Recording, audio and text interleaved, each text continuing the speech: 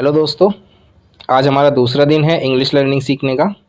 जैसा कि मैंने आपको पिछली वीडियो में बताया था, अगर आप इंग्लिश को कम समय में सीखना चाहते हो, शॉर्ट टाइम में सीखना चाहते हो, तो आपको जस्ट 4 चीज़ों पे ही फोकस करना है। उसको डीपली 2 से 3 महीने आपको प्रैक्टिस करनी है, उनके रूल समझने हैं। अगर आप समझ गए तो आप जल्दी ही इंग्लिश लर्निंग सीख सकते हो और कुछ ही समय में आप इंग्लिश स्पीकिंग भी सीख जाओगे।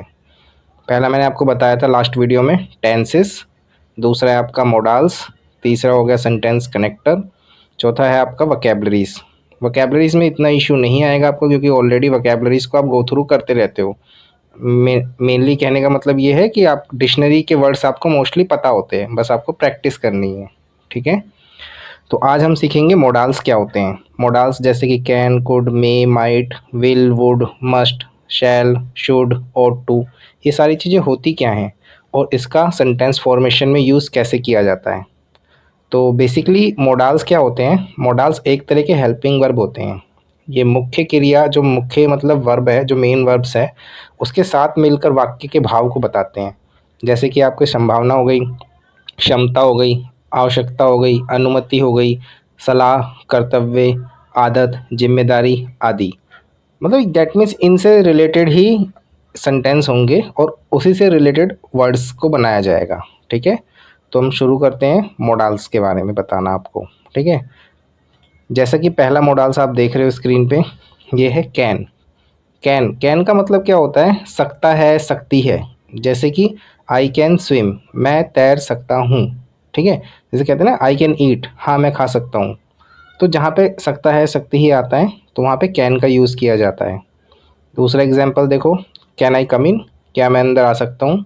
डेट मीन्स कि ये इंट्रोगेटिव सेंटेंस है, इसमें मतलब आज्ञा ली जा रही है, एबिलिटी, परमिशन, पॉसिबिलिटी। तो इस ये सब चीज़ कैन के अंदर आती है। ठीक है, नेक्स्ट मॉडल है आपका कुड। कुड का मतलब होता है सकता था, सकती थी। जैसे कि past ability, polite request, possibility, ये सारी चीज़ की पॉसिबिलिटी इसके अंदर रहेगी। इसी से सेंटेंस फॉर्मेशन होता है। एक सा एग्जांपल है कि जैसे I could read when I was 5, मैं 5 साल की उम्र में पढ़ सकता था। दूसरा एग्जांपल है कुड यू हेल्प मी, क्या आप मेरी मदद कर सकते हैं। उसके बाद देखो तीसरा सेंटेंस है आपका, तीसरा मॉडल्स है आपका मे। मे का मतलब होता है सकता है, जिसमें परमिशन और पॉसिबिलिटी को दर्शाया जाता है। जैसे यू मे गो नाउ, आप अब जा सकते हैं। फिर नेक्स्ट एग्जांपल देखो आप, इट मे रेन टुडे, आज बारिश हो सकती है। ठीक है, तो ये इस तरह के आपको सेंटेंस मिलेंगे मे के अंदर। नेक्स्ट मॉडल्स है आपका माइट। माइट का मतलब होता है शायद। जैसे कि इसमें पॉसिबिलिटी है विकर्स, मतलब कम पॉसिबिलिटी है। जैसे ही माइट कम टुमारो, वह शायद कल आ सकता है या आए। ठीक है, शायद। इट माइट रेन टुडे, हो सकता है कि आज बारिश होगी। ठीक है, तो माइट का मतलब होता है शायद, कि संभावना है पर कम संभावना है। ठीक है, यहाँ तक समझ में आ गया आपको। नेक्स्ट आपका मॉडल्स है मस्ट। मस्ट होता है जरूरी है, आवश्यक है। ठीक है, जैसे कि स्ट्रॉन्ग, स्ट्रॉन्ग ऑब्लिगेशन हो गया, नेसेसिटी हो गई। ये सब इसके अंदर रिफ्लेक्ट करता है आपको सेंटेंस फॉर्मेशन में। एग्जाम्पल देखो, you must wear A helmet, आपको हेलमेट पहनना ही होगा। ठीक है, स्ट्रॉन्ग ऑब्लिगेशन है इसके अंदर, एक तरह का ऑर्डर है। ठीक है, नेक्स्ट एग्जाम्पल है आपका ही मस्ट बी टायर्ड, वह जरूर थका हुआ होगा। ठीक है, ये हो गया एग्जाम्पल। नेक्स्ट मॉडल से आपका शैल। शैल का मतलब करूँगा, करेंगे। इसमें फ्यूचर के बारे में थोड़ा दर्शाया जाता है कि जो चीज़ें फ्यूचर में माइट भी हो सकती हैं। ठीक है, एग्जाम्पल है आई शैल रिटर्न सून, मैं जल्द लौटूंगा। ठीक है, शैल वी गो, क्या हम चलें, ये इंट्रोगेटिव हो गया। ठीक है, नेक्स्ट मॉडल से आपका शुड। शुड का मतलब होता है चाहिए। इसमें आपको एडवाइस, ड्यूटी, एक्सपेक्टेशन, ये सारी चीज़ें रिफ्लेक्ट करती हैं सेंटेंस फॉर्मेशन में। जैसे एग्जांपल देखो, यू शुड ड्रिंक वाटर, आपको पानी पीना चाहिए। ठीक है, दूसरा एग्जांपल है the train should arrive soon, train जल्द ही आनी चाहिए। ठीक है, इसमें मतलब एक तरीके से हम कह रहे कि आना चाहिए, चाहिए, जिसमें चाहिए जैसा वर्ड आए तो उसमें शुड का प्रयोग करते हैं। नेक्स्ट मोडाल्स है आपका विल। विल का मतलब हो गया करेगा, करेंगे। जैसे शैल का हम यूज़ करते हैं उसी तरह सिमिलर ही होता है अप्रॉक्स, कि आपका ये फ्यूचर के लिए यूज़ किया जाता है। फ्यूचर में विलिंगनेस को भी दर्शाता है ये।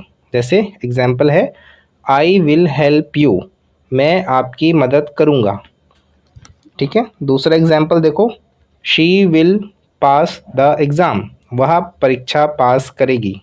ठीक है, तो ये हो गया आपका। नेक्स्ट मोडाल्स है आपका वुड।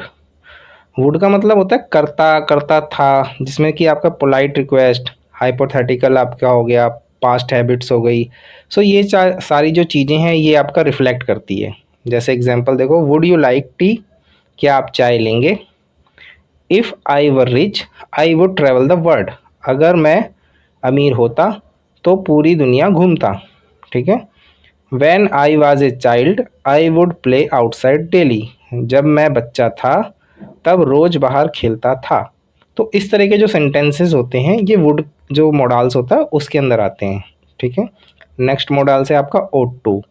ought to का मतलब होता है कि एक तरीके का ड्यूटी या कोई कर्तव्य करना, कर्तव्य बताना। जैसे मोरल, ड्यूटी, एडवाइस, ये सब चीज़ें इसके अंदर रिफ्लेक्ट की जाती हैं इस सेंटेंस फॉर्मेशन में।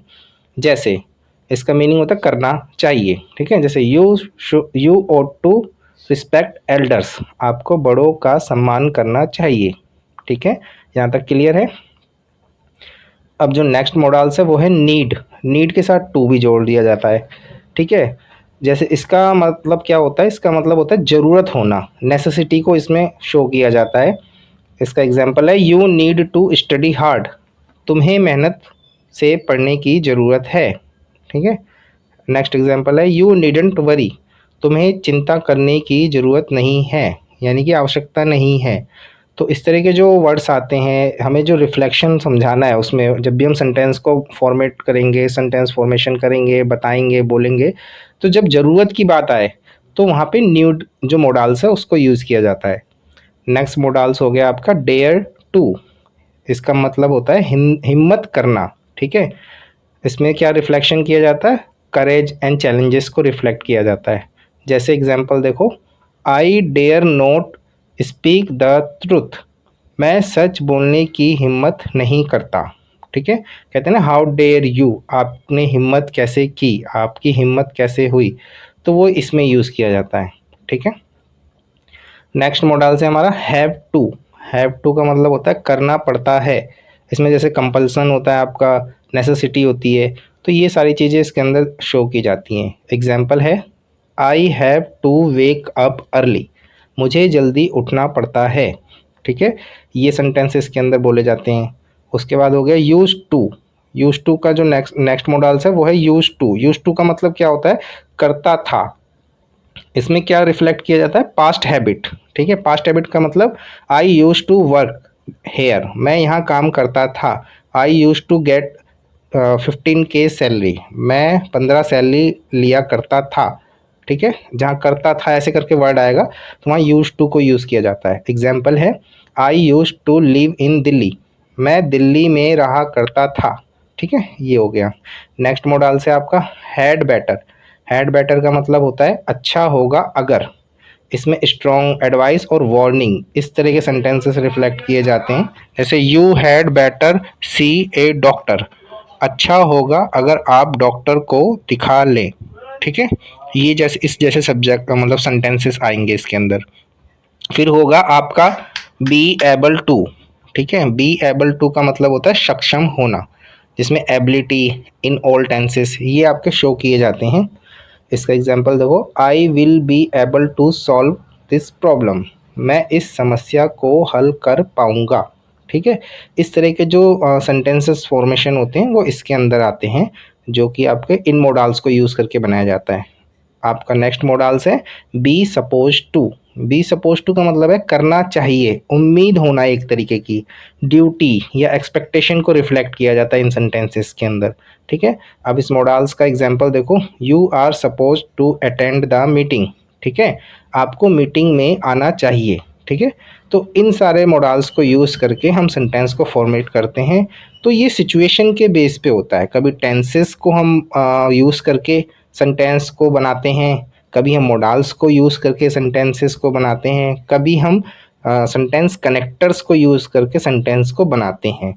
तो अगर आप इन 3 चीज़ों पे फोकस कर लोगे प्लस वोकैबुलरीज़ को स्ट्रॉन्ग कर लोगे, आपकी इंग्लिश जो है बहुत अच्छे लेवल पे फ्लुएंट हो जाएगी और जल्दी ही आप फ्लुएंट स्पीकर बन जाओगे। ठीक है। ये हमारा शॉर्ट में आपको अभी बताया गया है वीडियो के अंदर कोर्सेज़। अगर आप डिटेल्ड में आप पढ़ना चाहते हो, डिटेल में समझना चाहते हो पूरा कोर्स, और आप फ्लुएंट स्पीकर बनना चाहते हो, तो डिटेल्स में हमारी ऑनलाइन क्लासेस होती हैं जिसमें कि लाइव फैकल्टीज़ आपको पढ़ाती है, जिसके लिए हमारी ड्यूरेशन होती है 1 आवर्स की डेली क्लासेस होती हैं सुबह 7 बजे से लेकर रात को 11 बजे तक। तो आप डिटेल्ड क्लासेस भी हमसे ले सकते हो, जिससे आप कम समय के अंदर अच्छे से इंग्लिश बोलना भी सीख सकते हो, पढ़ना भी सीख सकते हो, सुनना भी सीख सकते हो। ठीक है। बाकी जो कॉन्टैक्ट डिटेल्स हैं अभी आपको शो हो जाएंगे, अगर आप कॉन्टैक्ट करना चाहो तो इस पर आप कॉन्टैक्ट कर सकते हो। Thank you.